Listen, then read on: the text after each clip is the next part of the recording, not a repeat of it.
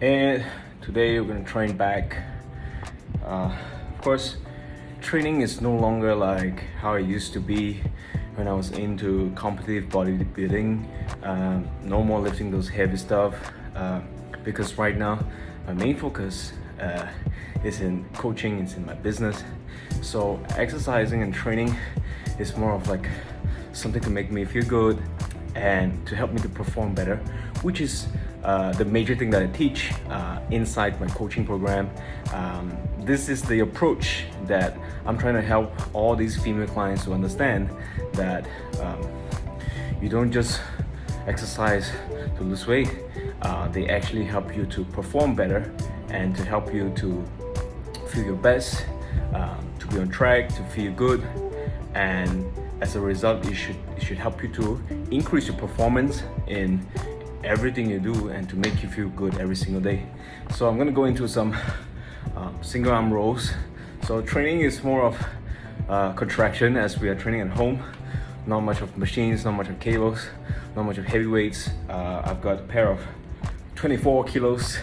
So what I'm gonna do here is just to flush as much blood into my muscle group and to contract, really work on those mind muscle connection, and yeah.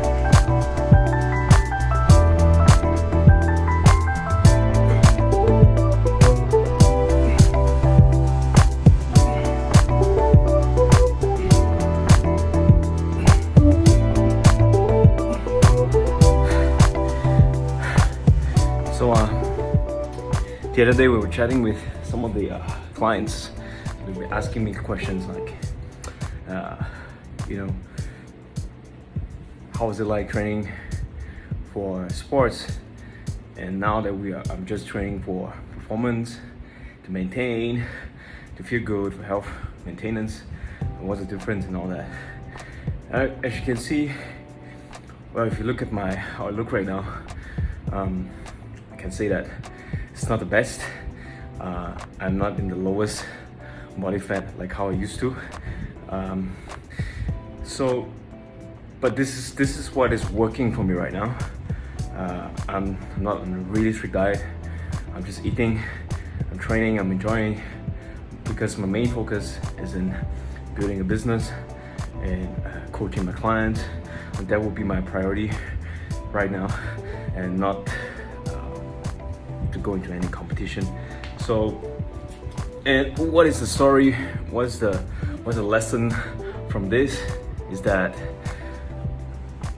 no matter how you want to look good, no matter how much weight you want to lose, you always have to look into your life as to what is important, and to weigh it out and see if you can follow those things. Is it taking too much of your attention, and whether you can sustain that in the long run? I've said this many times, but not many people really understand what I'm trying to say. So yeah, but you will learn through the hard way. If you try it once, you try it twice, you notice that it's not so difficult to lose weight if you've done all those things right.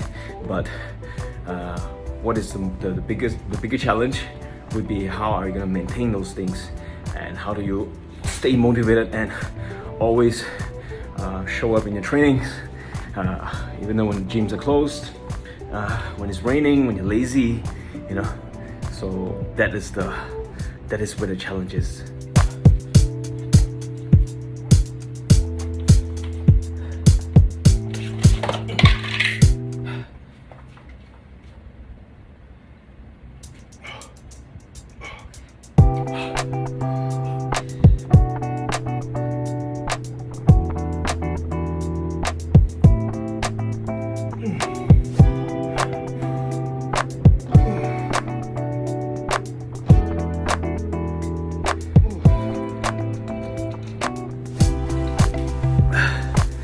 So in regards to training and exercises for women fat loss, I mean, I'm just sharing with you some of the lessons, and these things you teach over and over again, and when you're trying to explain it again, even though you explain it many times, Not everyone will understand this the first time, but if you keep listening and listening, and you begin to have a clue of what I'm saying, and you start trying it yourself, and you begin to experience and get the same result.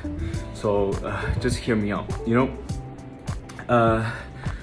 Why is it that most times when ladies lose weight to a certain point, again, they stop seeing progress, they stop seeing results, and their weight is not dropping as much as compared to in the beginning?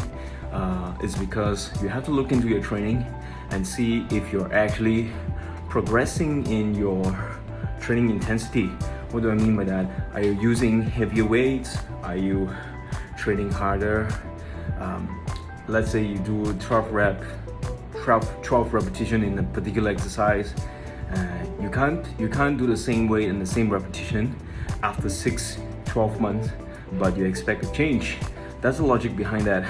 So what you need to do is you have to see training as something that you have to keep progressing in the weights, keep progressing in the movement, in the difficulty, because only when you make progress in your training in terms of heavier weights that you use, higher intensity, more challenging stuff that is pushing your body forward, will you continue to see progress. Doesn't matter how much food you are controlling. Even if you are on a deficit for too long, how long are you gonna keep it? You will be hungry, you need to eat more food, and then sometimes you slack off on a holiday, or you have a weekend feast with your family, your relatives and all that, your friends. So how do you continue to make progress? It's through the training. You have to make sure that you have something to look forward to when it comes to your training. Even as you're doing cardio, one of the effective way that we apply with the clients here inside my program is that when they're doing the cardio, let's say you spend 30 minutes doing your 5,000 steps brisk walk or your jog, right? So we want to work towards keeping that 5,000 steps, but reduce the time spent to complete that 5,000 steps. So in a way, you are taking a shorter time to complete that same 5,000 steps. And that way you're making progress because you need to actually put in effort to run more, run faster, right? And take less rest in order to have a shorter record. This is how you make progress. And over a long period, you notice that the more weights you lift, the more repetition you take, you complete the set in a shorter time range, whether it's your cardio or your training, you notice that your body will continue to make progress. So my point is that you have to shift your mind away from just the weight in numbers and look into these things that will actually, the metrics that will actually change your body and take your whole training to the next level.